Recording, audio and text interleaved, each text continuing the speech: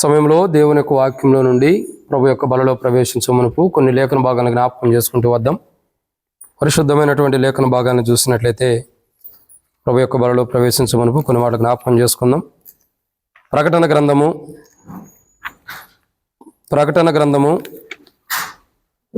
4వ అధ్యాయం 1వ వచనం. ప్రకటన గ్రంథము 4వ అధ్యాయం 1వ వచనం. ఈ సంగతులు జరిగిన తర్వాత నేను చూడగా, అదిగో పరలోకమందు ఒక తలుపు తెరవబడి ఉండెను. మరియు నేను మొదటి వినిన స్వరం బూరధ్వని వెలుగు నాతో మాట్లాడగా వింటిని. ఆ మాట్లాడిన వాడు ఇక్కడికి ఎక్కిరమ్ము, ఇక మీదట జరగవలసిన వాటిని నీకు కనపరిచేదను. కాబట్టి ఇక్కడ దేవుని వాక్యాన్ని చూసినట్లయితే లేఖన భాగాలు చెబుతున్నటువంటి మాట,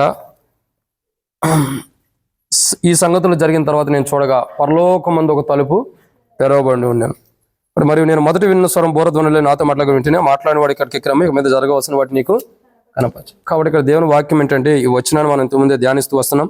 సంఘం ఎత్తబడుట మనం చూస్తూ వస్తున్నాం. ఈ వచనం ఏంటంటే సంఘం ఎత్తబడే విధానం. ఏరమ్మా సండే స్కూల్ పిల్లలు అక్క తాత వచ్చాడని కాదు, ఈ వర్తమానం వాళ్ళు వినాలి. వాళ్ళకు కూడా ఇంపార్టెంట్ ఈ వర్తమానం. కాబట్టి దేవుని వాక్యాన్ని చూసినట్టయితే బైబిల్లో రాయబడుతున్నటువంటి మాట, ప్రకటన గ్రంథం 4వ అధ్యాయం 1వ వచనం సంఘం ఎత్తబడే విధానం చూస్తున్నాం. ఎలా ఎత్తబడుతుంది అన్నది అపోస్తలుడైన పౌలు తెస్సలోనికీయులకు రాసిన మొదటి పత్రిక 4వ అధ్యాయం 15 నుండి 17 వచనాల వరకు ఉండయి. మనం చూసినట్టు, మేము ప్రభు మాటను బట్టి మీతో చెప్పినదేమనగా, ప్రభు రాకడ వరకు సజనమని నిల్చుండి మనము నిద్రించిన వారి కంటే ముందుగా ఆయన సన్నిధిని చేరము. ఆర్భాటంతోనూ ప్రధాన దూత శబ్దంతోనూ దేవుని బోరుతోనూ పరలోకం నుండి ప్రభు దిగవచ్చును. క్రీస్తునందు మృతులైన వారు మొదట లేతురు. ఆ మీదట సజనమై నిలుచుండి మనము వారితో కూడా ఏకంగా ప్రభుని ఎదుర్కొనుటకు ఆకాశ మండలమునకు మేఘముల మీద కొనుపబడదాము. కాగా సదాకాలం మనం ప్రభుతో కూడా ఉందాం. ఇది మనం దేవుని వాక్యాన్ని మనం చూస్తున్నటువంటి సందర్భాన్ని మనం చూస్తున్నాం. సంఘం ఎత్తబడుట ఎలా ఎత్తబడిద్ది అన్నది, మొదటిగా మృతులైన వారు లేపబడుతున్నారంటే మరణం కాని నిద్రలో ఉండేవారు లేపబడుతున్నారు. రెండోదిగా చూసినట్టయితే సజీవులే కానీ జీవం కలిగిన వారు సంఘముగా ఎత్తబడుతున్నటువంటి సన్నివేశాన్ని మనం జ్ఞాపకం చేసుకుంటూ వస్తున్నాం. సో ఇక్కడ మనం చూసినటువంటి సందర్భాల్లో సన్నివేశాలు చూసినట్టయితే సజీవులే కానీ జీవం కలిగినటువంటి వారు ఎత్తబడుతున్నారు. సో ఈ అంశంలో మనం చూసినట్టయితే దేవుని వాక్యం మనకు చెప్పేటటువంటి మాట ఏంటంటే సంఘం ఎత్తబడుట. ఎవరు ఎత్తబడుతున్నారు? సజీవులే కానీ జీవం కలిగిన వారు సంఘంగా ఎత్తబడుతున్నారు. ఇది మనం చూస్తున్నటువంటి సన్నివేశం. ఇది మనం చూస్తున్నటువంటి వర్తమానంలో ఒక కోణాన్ని చూస్తున్నాం. సరే, సో ఎవరు ఎత్తబడుతున్నారంటే జీవం కలిగిన వారు. ఎవరు జీవం కలిగిన వారు అని అంటే దేవుని వాక్యం అంటుంది యెషయా గ్రంథము 4వ అధ్యాయం 3వ వచనం. యెషయా గ్రంథము 4వ అధ్యాయం 3వ వచనం. సియోన్లో శేషించిన వానికి, యెరూషలేములో నిలవబడిన వానికి, అనగా జీవం పొందుటకై యెరూషలేములో దాఖలైన ప్రతి వానికిని పరిశుద్ధుడని పేరు పెట్టుదురు. సో ఇక్కడ మనం చూస్తున్నటువంటి కోణం ఏంటంటే పరిశుద్ధుడు. ఎవరికి? అనగా యెరూషలేములో జీవం పొందుటకై యెరూషలేములో దాఖలైన వారు. సో ఎవరి పేరైతే నూతన యెరూషలేము కొరకై పేర్లు దాఖలు చేయబడుతున్నాయో వాళ్ళు ఏం చేయబడుతున్నారంటే సజీవులై ఉండి సంఘముగా ఎత్తబడుతున్నటువంటి అనుభవం. ఎందుకంటే జీవం కలిగిన దేశం కొరకు, జీవం కలిగిన వారుగా భూమి మీద ఉండటం కొరకే వారు తమ జీవితాన్ని త్యాగం చేయడం కొరకే ఇష్టపడి వారు దాఖలు చేసుకున్నారు. కాబట్టి నూతన దేశంలో వారి పేర్లు దాఖలు చేసుకోవడానికి ఇష్టపడ్డారంటే జీవ గ్రంథంలో వారి పేర్లు దాఖలు చేసుకోవడానికి ఇష్టపడ్డారు. కాబట్టి వారు సంఘముగా ఎత్తబడుతున్నటువంటి సన్నివేశాన్ని మనం ఇక్కడ చూస్తున్నాం.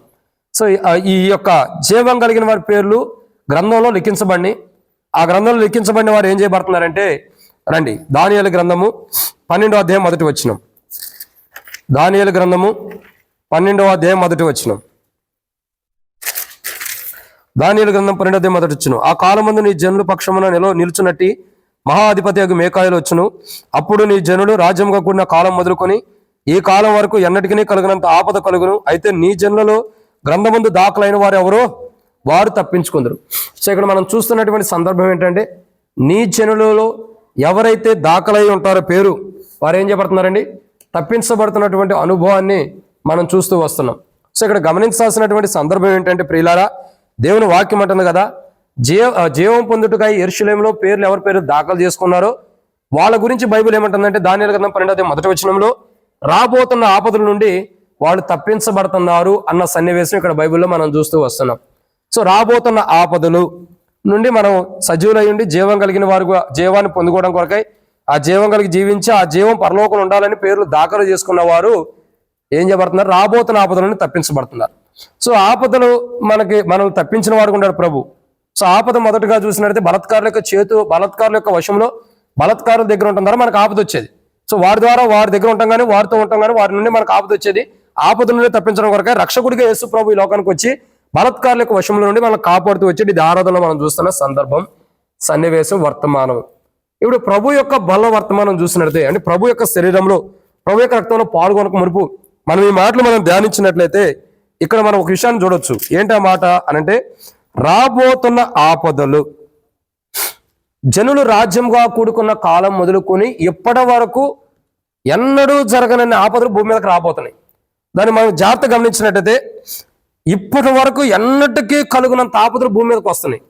అసలు ఆ ఆపదలు ఎలా వస్తున్నాయి, ఏంటి ఆపదలు అంటే బైబిల్లో ఒక 7 విషయాలు మనం చూస్తాం. ఇది ఇంకా ముగింపు కాదు, ఆరంభం. ఇప్పటి వరకు ఎన్నటికీ భూమి మీద జరగనన్ని ఆపదల గురించి మనం చూస్తున్నాం. దాంట్లో ఇది మొదటి వర్తమానమే. ఇంకా చాలా ఉండే వర్తమానాలు అప్పుడే అవ్వు. చెప్తున్నా కదా, 2-3 సంవత్సరాలు ఈ మాటల మీదే నడవచ్చు నాకు తెలిసి.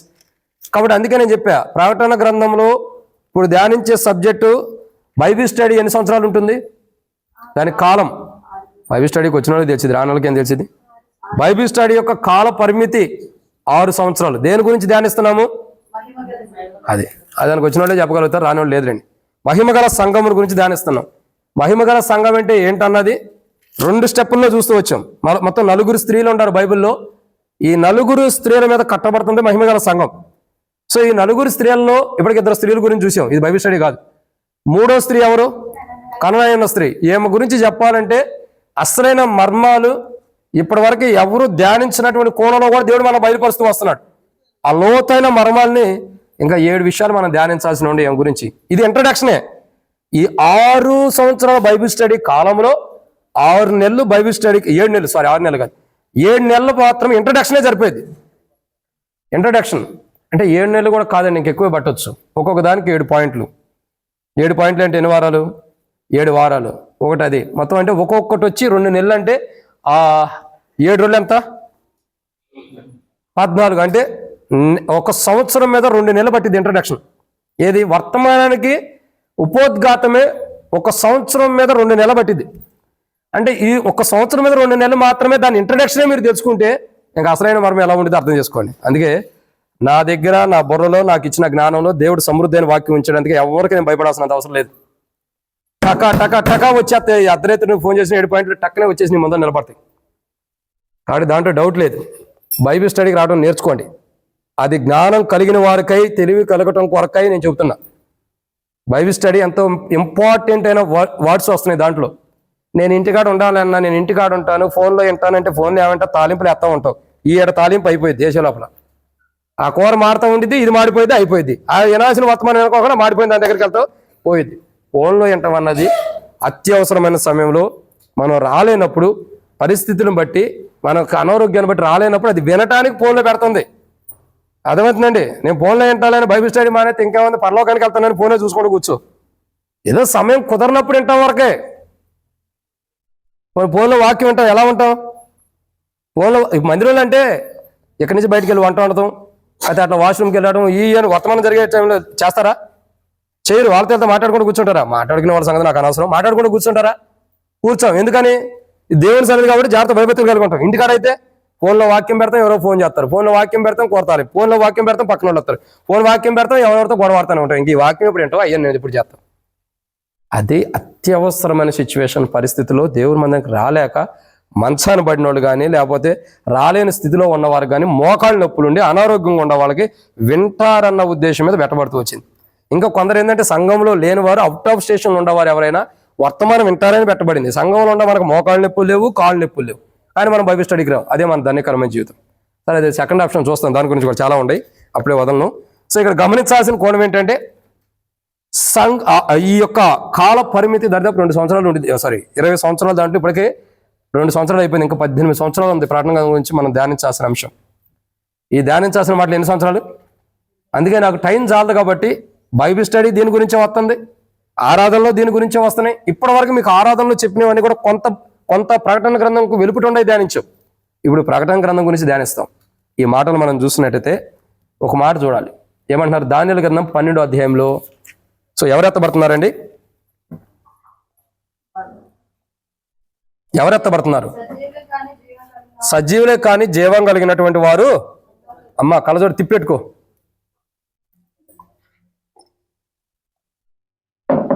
అక్క కళ్ళజోడు పెట్టుకుని చూస్తుంది కానీ తిప్పెట్టింది కళ్ళజోడు. కాబట్టి ప్రియులారా, దేవుని వాక్యం చూసినట్లయితే సజీవులే కానీ జీవం కలిగినటువంటి వారు ఏం చేయబడుతున్నారు? ఎత్తబడుతున్నారు సంఘముగా.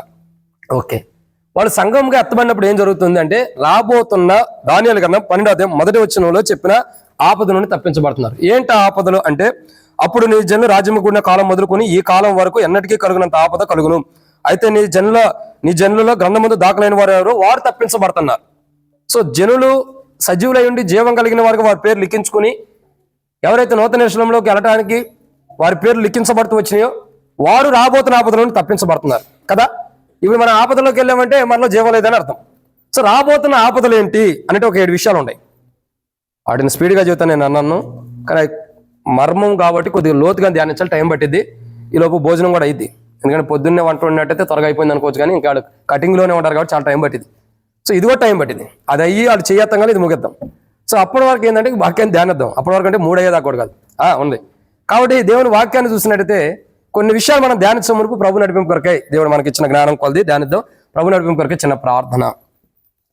మమ్మల్ని మిక్కిలిగా ఎక్కువగా ప్రేమించిన ప్రియ పరలోకపు తండ్రి, మీకు వందనాలు. మీరు ఇచ్చిన కృపకై మీకు స్తోత్రాలు తండ్రి. ఈ సమయంలో కొన్ని మాటల ప్రభా, మరి యొక్క ప్రభు యొక్క మా ప్రభు యేసుక్రీస్తు ప్రభు వారి యొక్క దేహంలో ఆయన రక్తంలో ప్రభా చేవేసి పానం చేయక మునుపు తాగక మునుపు కొన్ని మాటల వాక్యం ధ్యానిస్తున్న సహాయం చేయండి. దాసుడు కన్నా యజమానుడు వైపు చూస్తున్నట్టు, దాసురాలు కన్నా యజమానుల వైపు చూస్తున్నట్లు మాకు మీ వైపు వీక్షిస్తున్న మీరు సహాయం అనుకరించి మహిమ పొందండి. దయచేసి నీ ప్రజల పక్షాన్ని నీకున్న దయ చొప్పున దయతో జ్ఞాపకం చేసుకొని ఈ వర్తమానం ధ్యానించడానికి నేను యోగ్యుని కాదు. అబద్ధ దేవా, నాలో ఎన్నో బలహీనతలు, అవిధేయతలు, పొరపాట్లు దేవా అన్ని బలహీనతలు ఉండి అనుకుంటున్నా. కింద కూర్చొని ప్రజలకు వాక్యం ధ్యానిస్తానికి అందించడానికి కూడా యోగ్యత లేని వాడిని క్షమించండి. దాసుడు కన్నా యజమానుల వైపు చూస్తున్నట్టు, దాసుడు కన్నా యజమానుల వైపు చూస్తున్నట్టు మాకు మీ వైపు వీక్షిస్తున్న మీరు సహాయం గురించి మహిమ పొందండి. దయచేసి కింద కూర్చున్న వారికి నేను యోగ్యుని కాదు, వారికంటే నేను జ్ఞానవంతుని కాదని ఒప్పుకుంటూ నీ ప్రజల పక్షాన్ని నీకున్న దయ చొప్పున దయతో జ్ఞాపకం చేసుకుని వాడుకుని మహిమ పొందమని, ఈ వర్తమానం ఎంత దీవించమని దేవా మీరే మహిమ తెచ్చుకోమని ప్రార్థన చేస్తున్నాను. నాతో మాతో మీరు మాట్లాడమని, తెరవబడిన ఆకాశం మాకు అనుగ్రహించి ఆకాశం ఇప్పి పరదాలంతా విస్తారమని పరిశుద్ధాత్మ అభిషేకించండి. నాతో మాతో మీరు మాట్లాడి శత్రు సిగ్గు మీకు మహిమ తెచ్చుకుని వర్తమానం ద్వారా మీరు మాత్రమే మహిమ పొందమని, శత్రు సిగ్గు తీసుకురామని యేసు ప్రభు నామములో ప్రార్థన చేస్తున్నాను తండ్రి, ఆమేన్. మరి దేవుని వాక్యాన్ని చూసినట్లయితే బైబిల్లో కొన్ని విషయాలు ఉన్నాయి. ఈ వర్తమానం ధ్యానించేటప్పుడు ఎవరో కూడా అటు తిరగదు, మీరు వినాలని మిమ్మల్ని కూడా పిలిపించింది పిల్లలు కూడా. సో ఇక్కడ ఈ వర్తమానం అనేది చాలా ఇంపార్టెంట్. ఇది నువ్వు పెడచెవిని పెట్టావు అంటే ఈ రోజు రాబోతున్న దినాల్లో నీ స్థితి ఎలా ఉంటుందో నీకే అర్థమైపోయింది. సో ఇది చాలా ఇంపార్టెంట్. కాబట్టి పక్కన వాళ్ళు ఉన్నారో లేదని కూడా చూసుకోవద్దు, నిన్ను పరీక్షించుకోవడానికి ఇంపార్టెంట్. సో ఈ వర్తమానం చాలా ఇంపార్టెంట్ వర్తమానం. సో దీంట్లో మనం ధ్యానించేటటువంటి మాట, రాబోతున్న ఆపదల నుండి సజీవులై ఉండి జీవం కలిగిన వారు సంఘంగా ఎత్తబడి వాడు ఏం చేయబడుతున్నారు? రాబోతున్న ఆపదల నుండి తప్పించబడి పెండు విందులోకి వెళ్తున్నారు. రక్షకుడి ద్వారా రక్షించబడి వార్తకారు చేతుల నుండి రాబోతున్న ఆపదల నుండి తప్పించబడి పెండు విందులోకి వెళ్తున్నారు. అసలు భూమి మీదకి రాబోతున్న ఆపదలు ఏంటి అంటే ఇవి 7 ఏండ్ల శ్రమల కాలానికి సూచన. 7 ఏండ్ల శ్రమల కాలం అంటే దీన్ని 2 భాగాలుగా విభజించాలి. 7 సంవత్సరాలు అంటే ఎన్ని రోజులన్నా? సంవత్సరానికి ఎన్ని రోజులు? 365. సో 365 365 ఇంటూ 7 ఎంత? ఇట్ట కాదు, నాకు ఆన్సర్ రావాలి, తల ఊపుతాం కాదు. 365 ఇంటూ 7 ఎంత? 5 ఏళ్ళు ఎంత? అట్ట లెక్కండి, లేకపోతే క్యాల్కులేటర్ తీసారా? కొట్టండి అక్క.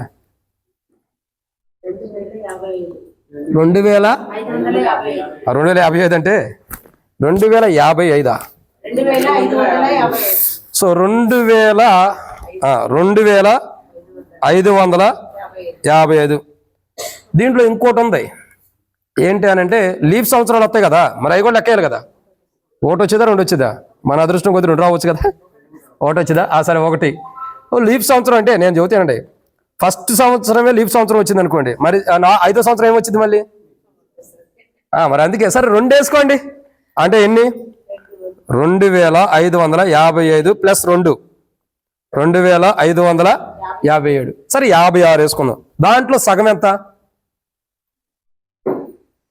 సగం ఎంత అండి? ఇది ఒక 1000, తర్వాత అది ఒక 250, ఇది ఒక 50, 25 ప్లస్ 2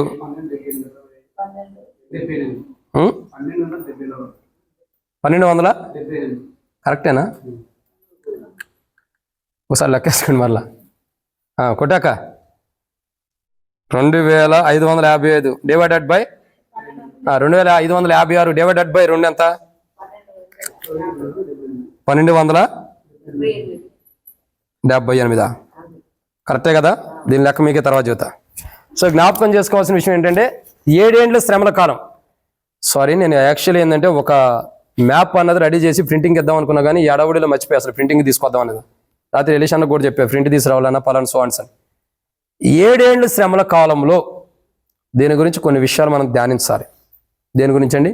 దీని గురించి కొన్ని విషయాలు ఉన్నాయి. మీకు వాస్తవానికి ఇప్పుడు సెట్ కాదు, నేను టైం సెట్ కాదు. పులిపెట్టి మెక్క మునిపే టేబుల్ వర్తమానం ధ్యానించక మునిపే దాన్ని ప్రింట్ అవుట్ ఇవ్వాలి. వండర్ఫుల్. 7 ఏండ్ల శ్రమల కాలమును గురించి కొన్ని విషయాలు ఉన్నాయి. ఇక నుంచి బోర్డు పెడతా, దానికి ఇమేజెస్ కూడా ఉంటాయి సుదీర్ఘమైనవి. దాని ప్రకారం వాక్యం ధ్యానించబడుతుంది. ఇప్పుడు బైబిల్ స్టడీ కూడా అట్లాగే ధ్యానిస్తున్నాం. సో ఇప్పుడు మనం గమనించాల్సిన కోణం ఏంటంటే ప్రియులారా, దేవుని వాక్యం చూసినట్టయితే 3.5 ఏండ్లు నేను చెప్తాను చూడండి. 7 సంవత్సరాల్లో హాఫ్ ఎంత? 3.5 సంవత్సరాలు అంటే ఎన్ని రోజులు? 1278. అవునా? 1278 రోజులు. ఈ 1278 రోజులు జరిగే శ్రమలు వేరు, తర్వాత 1278 రోజుల తర్వాత వచ్చే శ్రమలు వేరు. 1270 మొదటి 1278 సంవత్సరాలు 1278 రోజులు వచ్చే సంవత్సరాలు కాదు, రోజులు వచ్చే శ్రమలు మామూలు శ్రమలై. 1278 తర్వాత వచ్చే రోజులు ఏంటంటే మహాశ్రమలు. దీని అంతా మీకు చెప్తుంటే అర్థం కాదు. నెక్స్ట్ వీక్కి కంపల్సరీ ఫ్లెక్సీ అదంతా కూడా రెడీ చేపిస్తాం. మొత్తం ఇవాళ చేయాల్సింది అది బై మిస్టేక్ మీద మర్చిపోయా. వాడు ఫ్లెక్సీ అతను కూడా ఫోన్ చేసా కానీ మర్చిపోయా. సరే, దాని గురించి తర్వాత చూపిస్తాం మీకు అందరూ కూడా క్లియర్గా. ఇప్పుడు మీకు అర్థమైంది ఒక అవగాహన. ఈ వర్తమానంలో ఎందుకు ధ్యానిస్తున్నాడు, ఈయన పని లేక ధ్యానిస్తున్నాడా, పనికి వచ్చి ధ్యానిస్తున్నాడు, ఇప్పుడు అర్థమైపోయింది మీకు.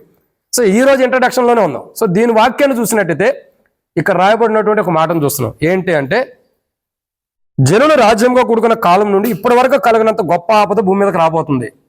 కొద్దిగా వెనక జరగండి. జనులు రాజ్యంగా కూడుకున్న కాలం నుండి ఇప్పటి వరకు భూమి మీద ఎన్నడూ జరగనంత గొప్ప ఆపదలు భూమి మీదకి రాబోతున్నాయి. సో ఆపదలు వచ్చినప్పుడు ఎవరుంటారు? సంఘం ఉండిద్దా లేదా భూమి మీద? సరిగా చెప్పండి. సంఘం ఉండదు. సంఘం ఎక్కడికి వెళ్తుంది మరి? మధ్యాకాశానికి వెళ్తుంది. పెండ్లి విందులోకి వెళ్ళిపోతున్న అనుభవం చూస్తున్నాం. అవునా? భూమి మీద నేను మరలా రిమైండ్ చేస్తున్నా, వన్స్ అగైన్ రిపీట్, భూమి మీద సంఘం ఉన్నంత కాలం 666 ముద్ర భూమి మీదకి రాదు. వన్స్ అగైన్ రిపీట్, భూమి మీద సంఘం ఉన్నంత కాలం 666 అనే ముద్ర భూమి మీదకి రాదు. సంఘం ఎత్తబడిన తర్వాత 666 ముద్ర వచ్చి తప్పగా సంఘం ఉన్నంత కాలం 666 ముద్ర లేదు. ఇది ఫస్ట్ పాయింట్. రెండోది ఏంటంటే, పాయింట్ అని రాసుకోవద్దు. రెండోది ఏంటంటే, భూమి మీద సంఘం ఉన్నంత కాలం 7 ఏండ్ల శ్రమల కాలం ఉండదు. సంఘం ఎత్తబడిన తర్వాత 7 ఏండ్ల శ్రమల కాలం వచ్చి తప్పగా భూమి మీద సంఘం ఉన్నప్పుడు 666 ముద్ర రాదు, 666 రాదు. భూమి మీద సంఘం ఉన్నంత కాలం, సంఘం ఎంతకాలం అంటే దేవుడు ఉంచినంత కాలం భూమి మీద 7 ఏండ్ల శ్రమల కాలం జరగదు. అంటే భూమి మీద జరిగింది. ఎప్పుడు జరగదు? సంఘం ఉన్నప్పుడు జరగదు. సంఘం ఎత్తబడిన తర్వాత మధ్యాకాశానికి వెళ్ళిన తర్వాత 666 ముద్ర ఉంటుంది. తర్వాత 7 ఏండ్ల శ్రమల కాలం ఉంటుంది. అది సెకండ్ ఆప్షన్. దాని గురించి ఇప్పుడు ధ్యానించుకుంటే మీకు అర్థమైపోయింది. నేను మరలా చెబుతున్నాను, ప్రకటన గ్రంథం 6వ అధ్యాయం కాడి నుంచి 18వ అధ్యాయం వరకు కూడా, ఆల్మోస్ట్ 18వ అధ్యాయం వరకు కూడా 7 ఏండ్ల శ్రమల కాలం కనపడుతుంది మీకు. మళ్ళా చెప్పమంటారా? ప్రకటన గ్రంథము 6వ అధ్యాయం మొదటి వచ్చిన కాడి నుంచి ప్రకటన గ్రంథం 18వ అధ్యాయం చివరి వచ్చిన వరకు కూడా భూమి మీద జరగబోతున్న 7 ఏండ్ల శ్రమల కాలం ఉంది. ఈ శ్రమల కాలాన్ని 2 భాగాలుగా విభజిస్తున్నారు. శ్రమల కాలం వేరు, మహాశ్రమల వేరు. సో దీన్ని 2 కోణాల్లో 2 భాగాలుగా చేయబడుతున్నాయి. అన్నీ ఇప్పుడు చెప్పాలంటే మీకు అర్థం కాదు, తర్వాత చెప్పుకుంటూ వెళ్తే అర్థమైపోయింది. సో ఇప్పుడు చూసే మాట ఏంటంటే, సంఘము మధ్యాకాశానికి ఎత్తబడి పెండ్లి విందులోకి వెళ్ళినప్పుడు ఆ 7 సంవత్సరాల ప్రేమ విందులో భూమి మీద ఏం జరుగుతుందంటే, సంఘం ఎత్తబడిన తర్వాత భూమి మీద 7 ఏండ్ల శ్రమల కాలం ఉంది. ఆ శ్రమల దినాల్లోనే గొప్ప ఆపదలు వస్తున్నాయి. దానియేలు గ్రంథం యెషయా గ్రంథం 4:3 రాయబడినట్లు, యెరూషలేములో జీవం కొరకే దాఖలైన వారి పేర్లు ఉన్నాయి కదా. అదే దానియేలు గ్రంథం 12 రాయబడుతూ వచ్చింది. ఎవరి పేర్లు అయితే గ్రంథంలో లిఖించబడుతున్నాయో వాళ్ళు రాబోతున్న ఆపదల నుంచి తప్పించబడుతున్నారు. ఎందుకంటే ప్రేమ విందులోకి వెళ్ళిపోయారు. వాళ్ళకి ఇంకా ఆపదలు లేవు. ఎవరైతే పేర్లు లెక్కించబడలేదో, ఎవరి పేర్లు అయితే రాయబడలేదో లేదా తుడిచిపెట్టబడినాయో వారు రాబోతున్న ఆపదలకు వెళ్తారు. అసలు మనం ఒక మాట గమనించాల్సింది ఏంటంటే, నిజం చెప్పాలంటే ఈ రాబోతున్న ఆపదలు ఎవరికంటే సంఘానికి కాదు, భూమి మీద విడవబడుతున్న వారికి. సో మనకెందుకంటే, మనకు అసలు వాస్తవానికి ఏంటంటే ఇవి విడబడే వారికి, కానీ ఇవి మనం ధ్యానించాలి. ఎందుకంటే మనం ఆ స్థితిలోకి వెళ్తే నువ్వు రక్షణ మార్మస్ బాప్తిసం పొందినా నువ్వు కూడా విడవబడతావు. సో జీవితం అన్నది ప్రాముఖ్యత ఇంపార్టెంట్. బాక్స్ పెట్టండి అది. ఇక్కడ జీవితం అన్నది చాలా ఇంపార్టెంట్. ఇక్కడ మనం గమనించాల్సిన కోణం ఏంటంటే మన జీవితాల్లో రాబోతున్న ఆపదల నుండి మనం తప్పించబడి సంఘంగా మన మధ్యాకాశానికి వెళ్ళిపోతున్నాం, ఇందులోకి వెళ్తున్నాం. భూమి మీద 7 ఏళ్ల శ్రమల కాలంలో వస్తున్నటువంటి భయంకరమైన ఆపదలు, భూమి పుట్టినప్పటి నుండి, భూమి సృష్టించబడినప్పటి నుండి, జనులు రాజ్యంగా కూడుకున్న కాలం నుండి ఇప్పటి వరకు ఎన్నడూ జరగనంత గొప్ప ఆపద భూమి మీదకి రాబోతుంది. గొప్ప ఆపదలు. సో అవేంటి మనం ధ్యానించాలంటే మొట్టమొదటి మాటను మనం చూద్దాం. అవేంటి ఆ గొప్ప ఆపదలు ఏంటి? The book of Revelation chapter 8:7. ప్రకటన గ్రంథము 8వ అధ్యాయం 4వ వచనం. The book of Revelation chapter 8:7. ప్రకటన గ్రంథము 8వ అధ్యాయం 7వ వచనం. The book of Revelation chapter 8:7. మొదటి దూత బూర ఊదినప్పుడు రక్తముతో మిళితమైన వడగండ్లను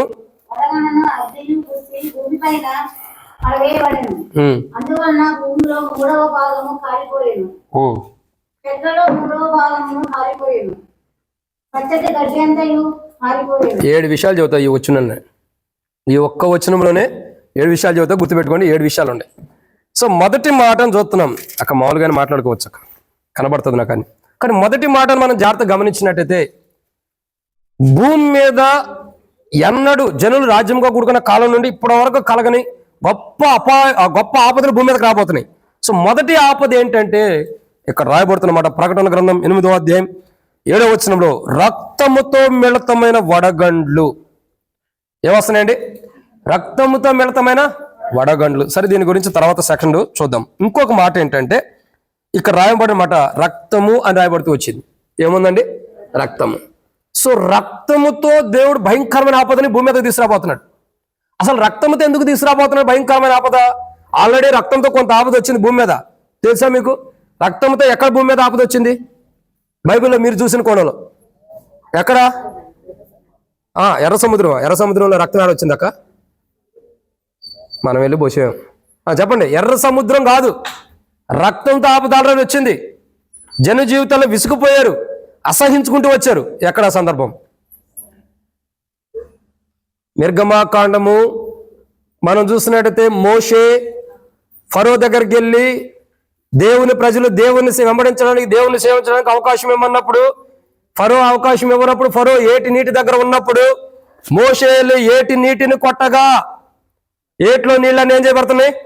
అక్కడే దేవుడు మొదటి సూచన, ప్రకటన గ్రంథంలో జరగబోయే సూచన మొదటి తెలియపరుస్తూ వచ్చాడు. ఏటిలో నీళ్ళన్నీ కూడా ఏం చేయబడుతున్నాయి? రక్తంగా మారిపోతున్నాయి. ఏట్లో ఏవైతే నీళ్లుంటూ వచ్చినాయో అవన్నీ రక్తమయమైపోయి రక్తముగా రక్తముగా చేయబడుతున్నవిగా మనం చూస్తూ వస్తున్నాం. సో రక్తముగా దేవుడు ఎందుకు గొప్ప ఆపద తీసుకురాబోతున్నాడు? ఇది కరెక్ట్ గా వినండి మీరు.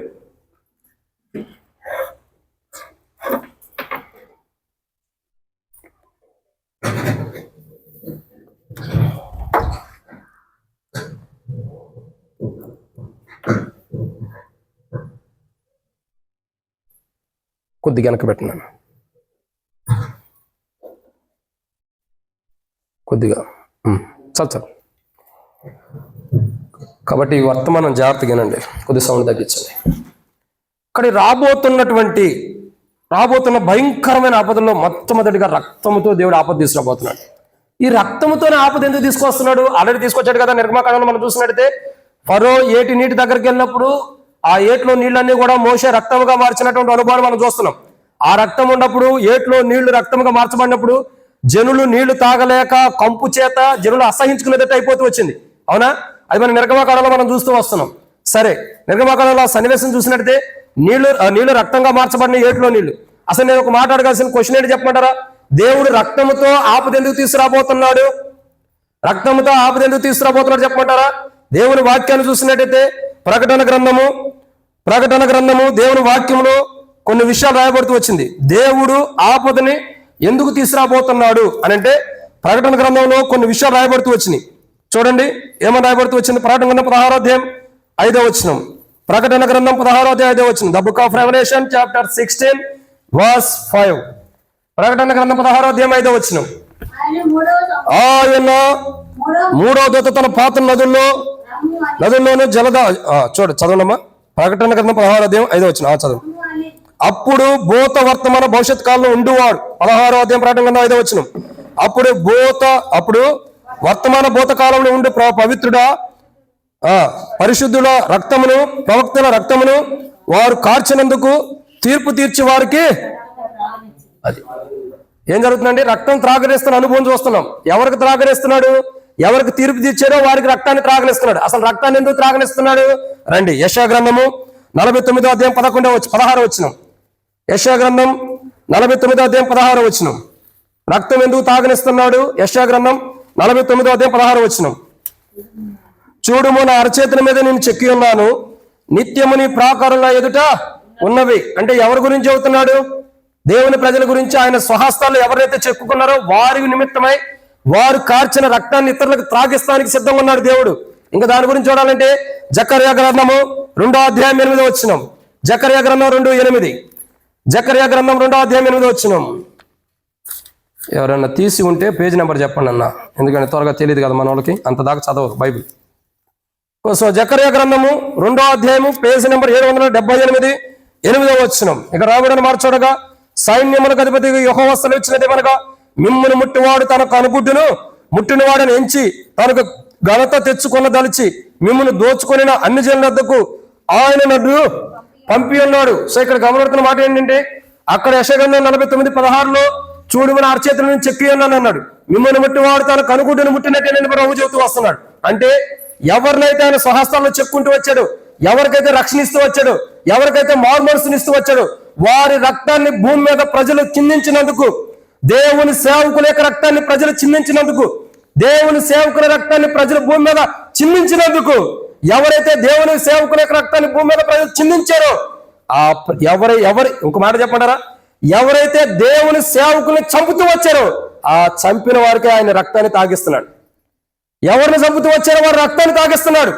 ఈరోజు మనం చెప్పాలంటే మన జీవితంలో చూడగా గ్రహం స్టీమ్స్ గారు ఉంటారు. ఆయన ఇద్దరు కుమారులు ఆయన్ని కూడా కారులో పెట్టి కాల్చేశారు. ఇంకా ప్రవీణ్ పగడాలన్నీ కూడా రక్తంతో మనవేంటిగా చంపేసిన అనుభవం ఉంది. ఇంకా చూడగా మన సావాసులు ఎబ్రోన్ సావాసంలో కూడా జహీరాబాద్ లో కన్న సరిపోతూ వచ్చాడు. ఎవరు? సంజీవ్ అన్న. ఆయన కూడా అతిసాక్షి అవుతాడు. దీన్ని బట్టి గమనించాల్సిన కోరేడు తెలుసా, ఆయన రక్తంతో ఎందుకు ఆపద తీసుకొస్తున్నాడంటే ఆ రక్తాన్ని ప్రజలు దాగించడానికి. ఏ ప్రజలకి? తన సేవకుల యొక్క రక్తాన్ని చిందించిన ప్రజలకి. ఆయన సేవకులు, ఆయన స్వహస్తాల్లో చెక్కుకున్నటువంటి సేవకులు, ఆయన యొక్క స్వహస్తాలతో ఆయనలో ఉన్న సేవకుల్ని ఎవరైతే చంపుతూ వచ్చారో, ఎవరైతే హింసిస్తూ వచ్చారో, ఎవరైతే బాధపరుస్తూ వచ్చారో, ఎవరైతే దుఃఖపరుస్తూ వచ్చారో, ప్రతి ఒక్కరు కూడా ప్రకటనలో 22:12 ప్రకారం వారికి చెప్పిన ప్రతి వారికి ఇచ్చినకు నేను సిద్ధపరిచిన జీతం నా యుద్ధం అన్నాడు. దేవుని ప్రవక్తల్ని, దేవుని సేవకుల్ని చంపిన వారు, హింసించిన వారు, గాయపరిచిన వారు, దుఃఖపరిచిన వారు, మానసికంగా కొంగదీసిన ప్రతి మనుషుడికి ఆయన తన సేవకుల యొక్క రక్తాన్ని త్రాగించబోతున్నాడు. సేవకుడు అంటే ఏమనుకున్నారు? మన మధ్యలో ఉండే ఏదో తిరుగుతున్నాడు పిల్లవాడు అనుకుంటున్నారా? ఏదో మన మధ్యలో తిరిగేవాడు అనుకుంటున్నారా? నీకు ఆయనకి చాలా వ్యత్యాసం ఉంది. ఆయన కార్చిన రక్తం, ఆ రక్తం కాల్చడానికి, ఆ కన్నీరు కాల్చడానికి నువ్వే కారకుడు కాబట్టి ఒకరోజు నీ చేతే ఆయన కాల్చిన కన్నీటిని తాగించబోతున్నాడు. ఆయన కాల్చిన రక్తాన్ని తాగించబోతున్నాడు. నీ జీవితం, నీ బ్రతుకు, నీ ప్రవర్తన, నీ ఉద్దేశాలు దేవుని సేవకులకు విరోధం ఉన్నాయి కాబట్టి ఒకరోజు ఆ జీవితాన్ని బట్టి నువ్వు త్రాగబోతున్నావు. గుర్తుపెట్టుకో, దేవుడు ఎవరిని విడిచిపెట్టడు. వారికి చెప్పిన ప్రతి వారికి నేను సిద్ధపరిచిన జీతం అవుతుందని దేవుడు చెప్పాడు కాబట్టి 100% ఇస్తున్నాడు. ఏమన్నాడండి? ప్రకటన గ్రంథంలో చూసినట్టు 16వ అధ్యాయంలో దేవుని యొక్క సేవకులు, దేవుని యొక్క బిడ్డల యొక్క రక్తం చిందించారు. ఎవరైతే రక్తం చిందించారో వారు, ఎవరైతే చంపి దేవుని సేవకుని రక్తాన్ని చిందించేటట్టు చేశారో, ఏ సేవకుని రక్తం చిందిందో ఆ సేవకుని రక్తమే ఎవరైతే చంపారో వాళ్ళకి తాగినిస్తున్నాడు. ఎందుకంటే ఆయన సేవకులు, ఆయన ప్రజలు ఆయన స్వహస్తాల్లో ఉంటారు కాబట్టి ఖచ్చితంగా ఏం చేస్తున్నాడు? ఆ రక్తాన్ని తాగనిస్తున్నాడు. ఇప్పుడు మనం అనుకోవచ్చు, దేవుడు మౌనంగా ఎందుకున్నాడు? చాలా మంది ప్రశ్నలు ఏంటి తెలుసా అన్న? ఎవరు గ్రహం స్టీవెన్స్ గారిని కారులో పెట్టి కాల్ చేస్తున్నప్పుడు దేవుడు ఎందుకు మౌనంగా ఉంటాడు? ఎర్ర సముద్రం పాయలుగా చేశాడుగా, కాపాడొచ్చు కదా. ఇంకా అతి తెలివైన వాళ్ళు, ఈ తెలివైన వాడి ప్రశ్నలు కాదు ఇవి, అతి తెలివైన వాళ్ళు వేసేది. అన్న, దేవుడు నిజంగా ఉంటే ప్రవీణ్ పగడాలన్నా అట్టు పోకుండా ఆపొచ్చు కదా, కాపాడొచ్చు కదా. నన్ను కూడా ఒక అతని ప్రశ్న వేసాడు. దేవుని గురించి నీకు తెలితే ఇవన్నీ ఏవయ్యా, ఆయన ప్రణాళికలే అద్భుతంగా ఉంటాయి. కదా. ఆయన ప్రణాళిక అద్భుతంగా ఉంటాయి, అవి ఎవరికి అర్థం కావు. ఇక్కడ ప్రవీణ్ పగడాలని చచ్చిపోయాడు కదా, చంపుకొని దేవుడు కాపాడొచ్చు కదా. అసలు ఆయన ఎందుకు అలా మౌనంగా ఉన్నాడు కానీ నేను ఇప్పుడు చెబుతున్నా. దేవుని సేవకుల్ని ప్రజలు చంపుతున్నా, కొడుతున్నా, రక్తం ఖర్చు చేసినా, దేవుని సేవకులను అవమానిస్తున్నా, దేవుని సేవకులు జరుగుతున్నా, ఇంకా నువ్వు ఆరోగ్యవంతురాలు ఉన్నావంటే కారణం భయంకరమైన తుఫాన్ నీ జీవితంలోకి రాబోతుంది. అందుకే దేవుడు మౌనం కొట్టున్నాడు. ఊరగనే కాదు, ఇప్పుడు దేవుడు ఏమంటలేదని నువ్వు అనుకుంటున్నావు. ఒక భయంకరమైన తుఫాను నా జీవితంలోకి రాబోతుంది.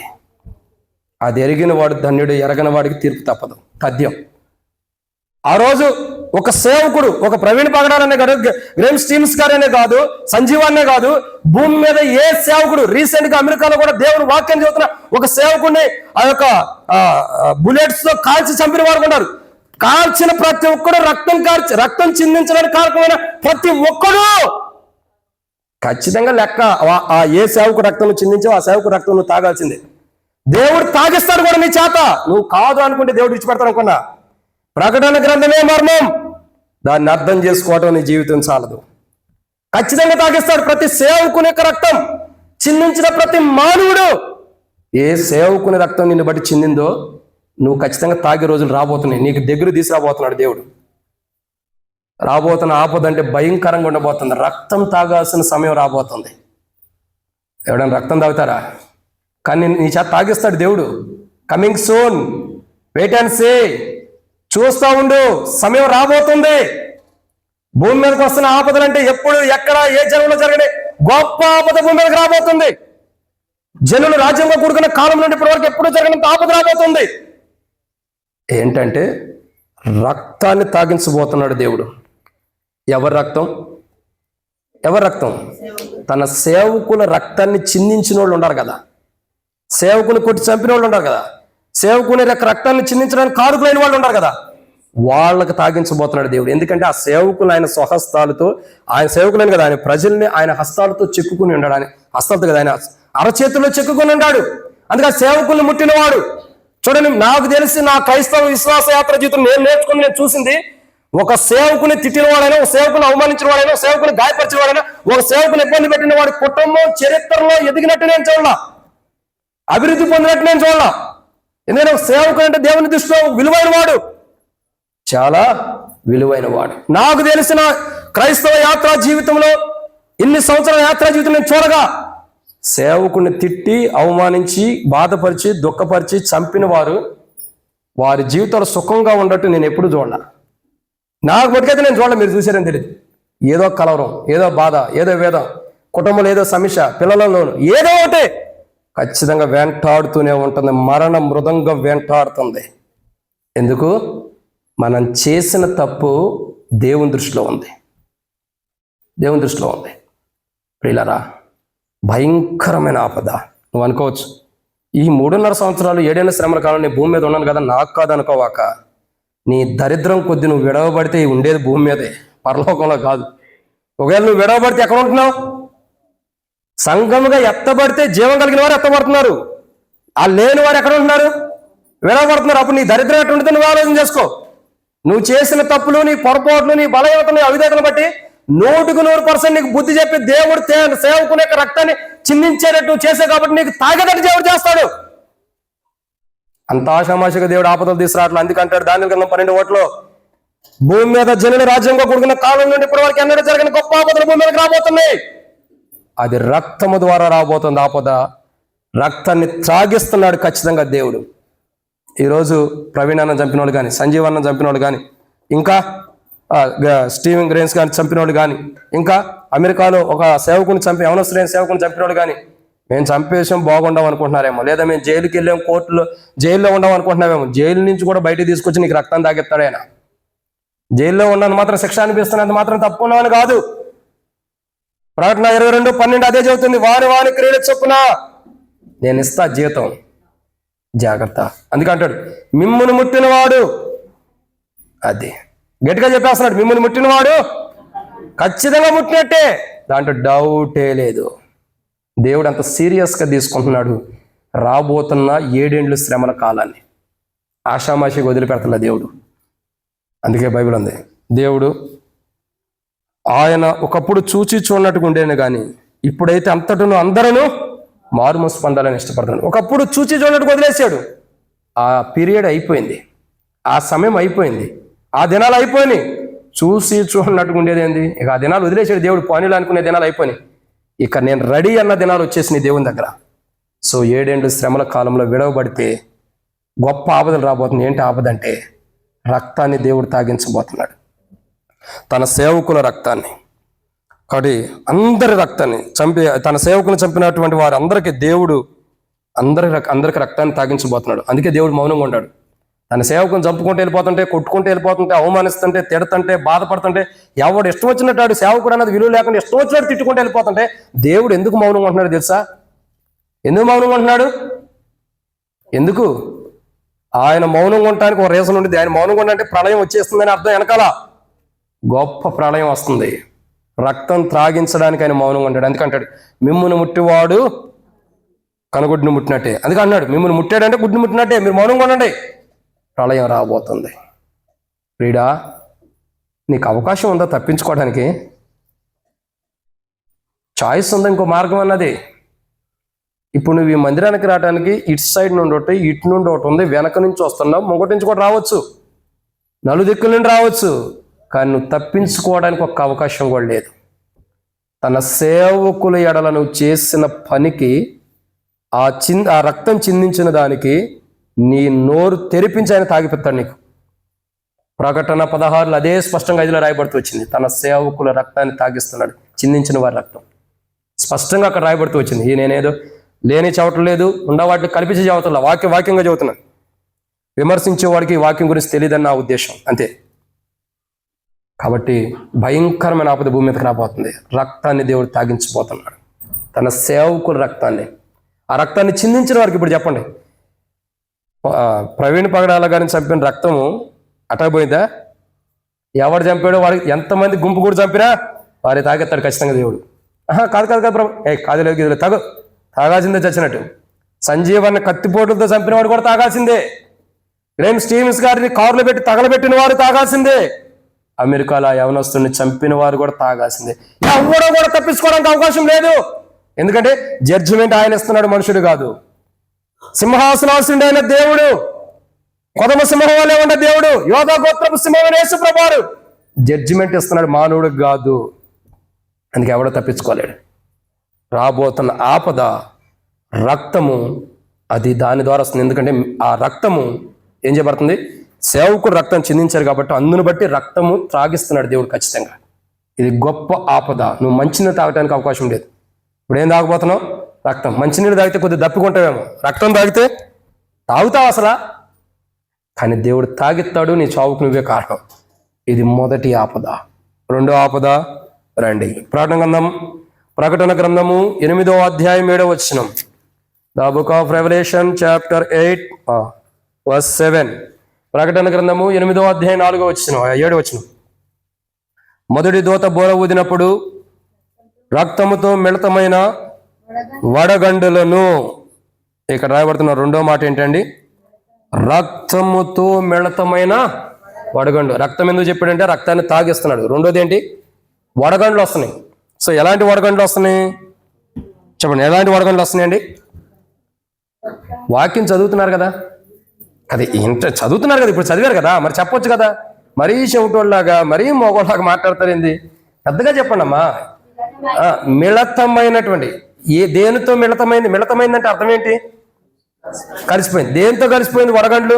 సహజంగా వడగండ్లు దేని నుండి ఎట్లా పడతాయి చెప్పాలి? వడగండ్లు ఎలా పడతాయి చెప్పండి? ఎందుకంటే బాగా గుర్తుంటుంది, వడగండ్లు తీసుకుని తింటే మంచిదంట. వడగండ్లు తీసుకుని ఖచ్చితంగా తినాలంట. ఎవడు చెప్పాడు తినమని? ఎవడు చెప్పాడంట? ఆ రోజుల్లో మన్నా పరలోకం నుండి పడింది కాబట్టి దాన్ని తిన్నందుకు ఇప్పుడు మన వాళ్ళు ఏం తెలుసా, వడగండ్లు తినాలి, పరలోకం నుండి పడుతున్నాయి. ప్రజలకేమో మన్నా పరలోకం నుండి పడింది కాబట్టి తిన్నారు. ఇప్పుడు వీళ్ళేంటి, వడగండ్లు కూడా పరలోకం నుండి వస్తున్నంత ఫీల్ అయిపోయి దాన్ని తీసుకుని తింటారు. అన్న చాలా మంచిది, నువ్వు కూడా తినమన్నాడు ఒక ఆయన. నాకు ఈ మంచితనం వదిలయ్యా, దేవుడు ఇచ్చిన మంచి జాలిలో ఉంచుకో అని చెప్పాను. వడగండ్లు తింటే మంచిదంట. తినపోతే మంచిది కదా, పరలోకానికి వెళ్ళవా? సో అసలు వడగండ్లు ఎలా పడతాయి అంటే, వడగండ్లు అంటేనే ఐస్ క్యూబులు పరలోకం ఐస్ క్యూబులు ఆకాశం నుండి పడతామే వడగండ్లు, అంతేనా? సో వడగండ్లు ఎలా పడుతున్నాయి? ఇది కూడా అయిపోయినట్టుంది. వడగండ్లు ఎలా పడుతున్నాయి? ఎలా పడుతున్నాయండి? రక్తము మిళతమై వడగళ్ళు పడుతున్నాయి. అయిపోయింది నాన్న, ఛార్జింగ్ అయిపోయింది, దాని సర్వీస్ కూడా అయిపోయింది. అట్లాగుండేదిలే, కానీ అట్లాగుండేది అది. కాబట్టి దేవుని వాక్యాన్ని చూసినట్టే రక్తముతో మిళతమైన వడగళ్ళు భూమి మీద పడుతున్నాయి. ఏ వడగండ్లు అండి? గొప్ప ఆపదలో రెండో ఆపద ఇదే, రక్తముతో మిళతమైన వడగండ్లు. చూడండి, రక్తముని తాగేస్తున్నాడు, ఆ రక్తమే వడగండ్లాగా ఏమవుతుంది? భూమి మీద పడుతుంది. సో ఒక వడగండు వచ్చి మన మీద పడితే ఎలా ఉండిద్ది చెప్పండి? మేము ఒక చోట వడగండు పడితే ఇక్కడే ఈ మందిరం పని చేసేసి మేమందరం కూడా ఈ మందిరం పని అయిపోయింది, మట్టి దోలిచ్చాము. బాగా పాపం ఎండలో కూడా వెంకటన్న చెట్టు కింద కూర్చొని మట్టి దోలిచ్చాము. కూర్చున్నాడు పాపం, చూస్తా ఉన్నాడు, వద్దాపిన్నాడు, కానీ మేము కూడా కష్టపడి ఏదో ఒకటి చేసి మట్టి దోలిచ్చాం. అప్పుడు మట్టి అంతా అయిపోయిన తర్వాత ఏమైపోయిందంటే శ్యామన్న వచ్చి ఒక మాట అన్నాడు, అన్న ఇంత మట్టి దోలిచ్చావు కదా, నీళ్ళు యాడ్ నుంచి తెద్దాం వీటిని నింపటానికి అన్నాడు. యెహోవా ఈరే. ఏంటి? యెహోవా ఈరే, యెహోవాయే చూచుకొని వాడు, నీకెందుకన్నా నువ్వు బాధ బయలుదేరాను అన్నానో లేదో, ఆ పక్క నుంచి మొదలైంది నల్లటి మేఘం. ఏ పక్క నుండి? ఈ పక్క కాదు, అక్కడ చేస్తున్నాడు, ఆ పక్క నుండి వచ్చింది నల్లటి మేఘం. వెంకటన్న ఉన్నాడు, నేనుండా, శ్యామన్న ఉండా, ఇంకా ఎలిషా మీరు కూడా ఉండారా? లేదులే, ఆ ఊరికి వెళ్ళారులే, మీ సంగతి వద్దు, ఆ ఇంటికి వెళ్ళారా? పోతే వెళ్ళే. కాబట్టి ఇంకా చూసినట్టయితే కొంతమంది శాంసన్, శాలేమి ఎవరో ఉన్నాం. అప్పుడే శ్యామన్న అన్నాడు, అన్న దేవుడు చూసుకుంటాడు, మనం ప్రార్థన చేద్దాం, మనం చేసే దేవుని పని కాబట్టి యెహోవా ఈరే అనుకున్నాం. బయటికి వెళ్ళి ఉంచున్నాం అంతే. ఆ పక్క నుండి మబ్బు భయంకరంగా పట్టుకొచ్చింది. దాన్ని మేము చూడాల, పూర్తిగా దాన్ని మేము చూడలా, మేము ఇది మాట్లాడుకుంటూనే ఉన్నాం. ఒక్కసారి నేను కనులెత్తి చూడగానే నల్లటి మేఘం కనపడుతుంది. నేనన్నా అర్జెంటుగా 2-3 నిమిషాలు మనం ఎక్కడి నుంచి వెళ్ళిపోతే దాంట్లో మనం కూడా తడిచిపోతాం, అర్జెంటు బయలుదేరి వెళ్ళిపోవాలి పదాన్ని అని చెప్పి ప్రార్థన చేసేసి ఈ వెంకటన్న బైక్ మీద వెళ్ళాడు, మేము 2 బైకుల మీద వెళ్ళిపోయాం. వెళ్ళిపోయిన తర్వాత జస్ట్ మన పాతి మందిరం హైదర్ సైడ్ బిల్డింగ్ దగ్గరికి వెళ్ళి ఆ మెడికల్ షాప్ పక్కకి వెళ్ళాము. అప్పటికే దంచి కొడుతుంది వర్షం. ఎట్లాంటి వర్షం అంటే భయంకరమైన వడగండ్ల వర్షం పడింది. నేను అప్పుడు శ్యామన్న అడిగా, యెహోవా ఈరే చూసేవాడిని ఎట్టుందన్న. అర్థం కాల, వాటర్ ఎలా పోయారని అడిగావు కదా. నేను అందుకే చెబుతున్నా, చూడండి, మీ అందరికుండా విశ్వాసం ఉందా లేదు, కానీ నాకు మటుకు దేవుని మీద పరిపూర్ణమైన విశ్వాసం ఉంది. దేవుని మందిరం విషయంలో ఎట్లా నీటి కొరకు ఎట్లా అంటే ఈ మందిరం ఎట్లా మన కోసం కట్టుకుంటున్నాం, మనం పడుకుని పొంటే తింటానికి కట్టుకుంటున్నావా? ఎవరి కోసం కడుతుంది మందిరం? దేవుని మహిమ ఉండాలని కదా. ఇది దేవుని మందిరం అయినప్పుడు దేవుడే చూసుకుంటాడు కదా, దానికి ఏం కావాలన్నది రప్పించాడు. మీరు మీ పని చేసి వెళ్ళిపోండి, నేను నా పని చేస్తానన్నాడు. మేము పని చేసి ఒడ్డెక్కాము, ఆయన తన పని చేశాడు. అద్భుతమైన వర్షం, భయంకరమైన వర్షం. అది నర్సాపూర్ సమీపంలోనే ఉంది, కానీ మరొక చోట లేదు ఆ వర్షం. అంత గొప్ప వర్షం వడగండ్లతో భయంకరంగా పడింది, భయంకరమైన వర్షం. నేను ఆ రోజు అది ముగించుకుని నేను వేరే మీటింగ్లకి వెళ్ళాలి. నేను ఇది అయిపోయిన తర్వాత మీటింగ్లకి వెళ్ళాలి, సిద్ధంగా ఉంటా. భయంకరమైన వర్షం. ఎంత వర్షం అంటే మేము ఒక షాప్లో నుంచుంటే ఆ వడగండ్లు పడుతుంటే ఒకసారి వచ్చి శ్యామన కాలుకి తగిలింది, ఎమ్మటే కందిపోయింది. అంత భయంకరమైన వడగండ్లతో కూడిన వర్షం. నేనంట దేవుడు మందిరానికి ఏం కార్యం చేసాడో మనం చేసినా చేయకపోయినా దేవుని కార్యం దేవుడు చేసుకున్నాడు. అది దేవుని కొందరు చేసిన వాళ్ళకి ఆశీర్వాదం, చేయని వాళ్ళకి తర్వాత. కానీ దేవుడు చూడండి, ఏది అవసరమో ఆ వడగండి అప్పుడు అంత వాటర్ తెచ్చి నింపే శక్తి మాకుందా? లేదు. అప్పుడే జేసీబీ వచ్చింది, మట్టి అంతా క్లీన్ చేసేసింది, వెళ్ళిపోయింది. భయంకరమైన వర్షం. ఆ వర్షాన్ని ఆపడానికి కూడా మాకు శక్తి జాలు. ఒక మాట చెప్పాలంటే పడ్డ నీళ్ళు పడ్డట్టు వెళ్ళిపోయింది. మళ్ళా 3 రోజులు 4 రోజులు కన్నా వాటర్ పోయాలి. ఎట్లా అంటే మళ్ళా వర్షం వచ్చింది, మళ్ళా వర్షం. ఇది దీన్ని బట్టి మేము అర్థం చేసుకుంది ఏంటంటే దేవుడు తన పని తాను చేస్తున్నాడని. ఇది నిజంగా దేవుని మందిరమే.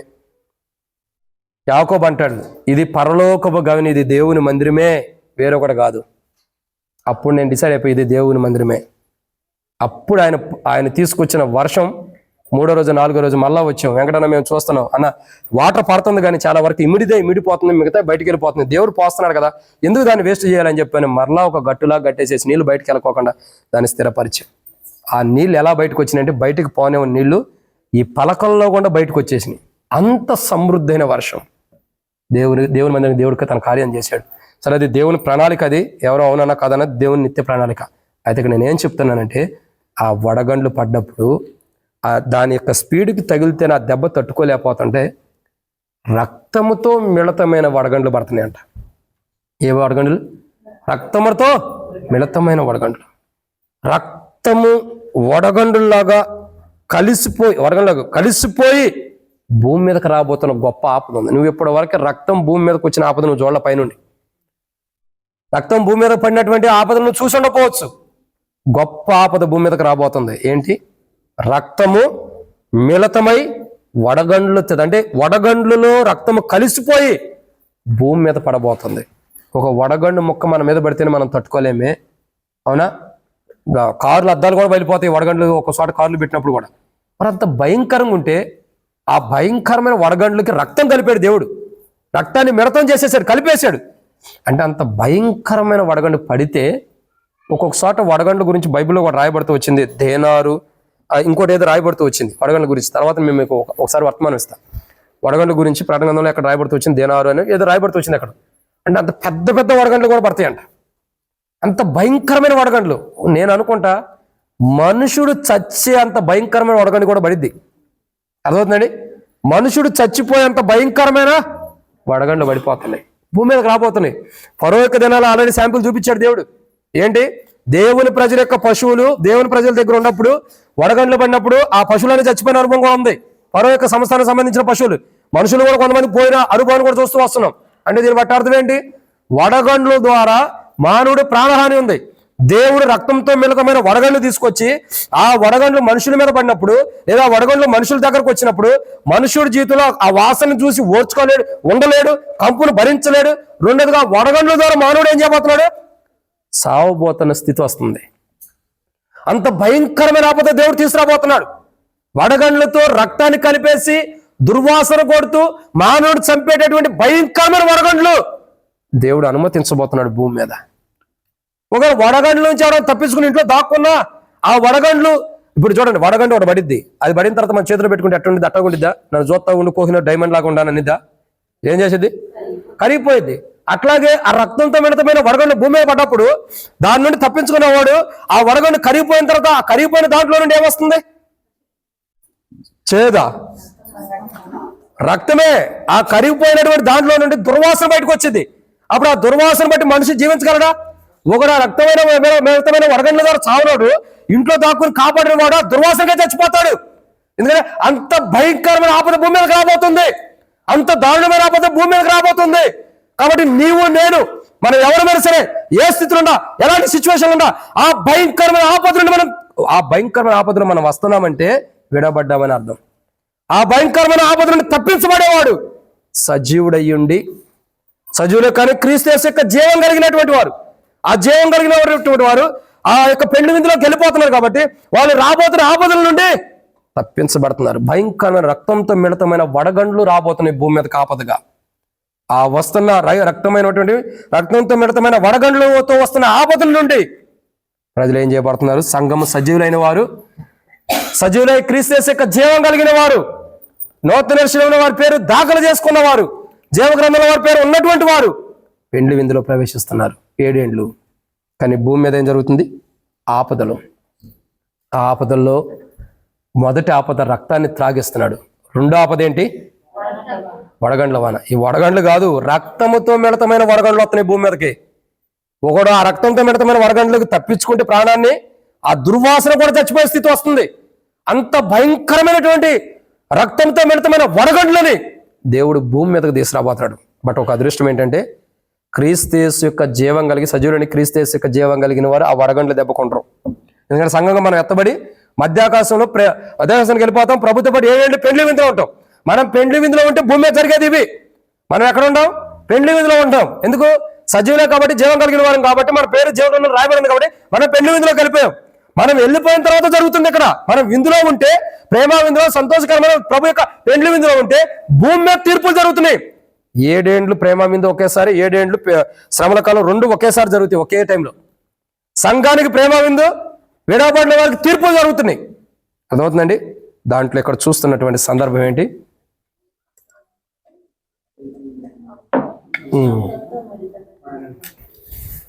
రక్తంతో మిళితమైనటువంటి వడగండ్లను దేవుడు రప్పించబోతున్నాడు. మీకు ఒక మాట సూచన చెబుతా చూడండి. ఫరో జీవితంలో దేవుడు ఎన్ని కార్యాలు అనుమతిస్తూ వచ్చాడు, ఎన్ని తీర్పులు తీసుకొస్తూ వచ్చాడు దేవుడు చెప్పండి.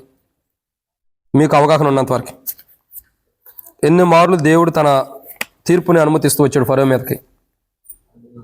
ఏనా? 10 మార్లు గుర్తున్నంత వరకు. 10 మార్లలో మీకు గుర్తున్న తీర్పులు ఏంటి చెప్పండి? వడగండ్ల వర్షం అయిపోయింది నేను చెప్పేశా అన్నా. నీరు రక్తంగా మారతాం అదే నేను చెప్పేసేసా. పేలు, మిడతలు, ఇంకా కప్పలు, ఇంకా మీరు ఇంకా చెప్పుకుంటే అలా వీళ్ళు కుక్కలు కూడా అంటారు. కప్పలు, ఇంకా తొలి సంతానము, ఇంకా సరే నేను చెబుతా చూడండి. ఇవన్నీ ఫరో మీదకి వచ్చినాయి. కానీ ఒకరోజు ఈ ప్రపంచం మీదకి, భూమి మీదకి రాబోతున్నాయి ఇవన్నీ. అప్పుడు ఫరోకి శాంపిల్ చూపించాడు.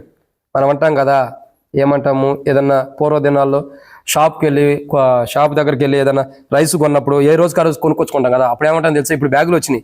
ఇప్పుడు కొసరలో అసలు వేయడానికి లేదే కాడు, కరెక్ట్గా ఇచ్చేస్తాడు. పూర్వ దినాలు ఏంటి, ఎల్లు కొనుక్కుంటే రైస్ కొనుక్కుంటే అయ్యా కొద్దిగా కొసరయ్య అనేవాడు అంటారా. ఆ కొసరయ్య అనేవాడు అంటే అర్థం ఏంటి, కొద్దిగా తూచింది కాదు కొద్దిగా అన్నారు. ఆ కొసరయ్య ఇప్పుడు ఫరోకు చూపించింది. అసలైనది ఉంది, అది మనం చూడబోతున్నాం ఒకవేళ విడవబడితే. అర్థమవుతుందండి. ఆ కొసరే దాంట్లో శాంపిల్ చూపించాడు. నేనేం చేయబోతున్నానో చూడండి అని మొదట చూపించాడు ఫరోకి. ఇప్పుడు అసలైన జడ్జిమెంట్ రాబోతుంది 7 ఏళ్ల శ్రమల కాలంలో. అయితే ఇక్కడ గమనించాల్సిన కోణం ఏంటంటే, రక్తం మిళితమై వడగండ్ల వలె భూమి మీద పడబోతుంది. అది పడక మునిపి నువ్వేం చేయాలా, సరిదిద్దుకో. విడవబడితే నువ్వు ఆ స్థితికి వెళ్తావు, విడవబడకపోతే పెండి విందులోకి వెళ్తావు. నీకు కావాల్సింది 7 ఏళ్ల శ్రమల కాలం కావాలా, పెండి విందు కావాలా, చాయిస్ ఇవ్వాలి. ఇది రెండో కోణమే. మూడో మాటను చూద్దామండి.